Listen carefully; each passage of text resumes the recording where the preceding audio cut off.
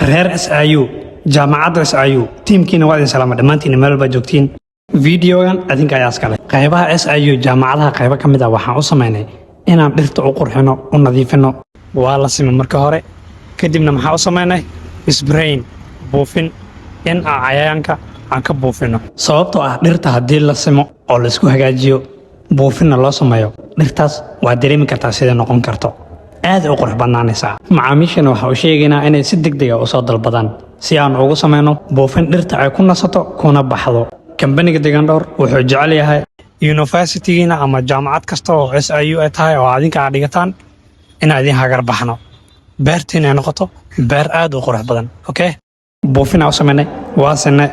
dhammaan waxaas oo dhan ay sameeyay kambaniga Digandhowr goob kasta oo ganacsi sidaan oo kale ayaanu u buufinaynaa qof walba u baahan si degdeg ah u soo dalbado meesha noo qurxiyo marka sharaf ay leeyihiin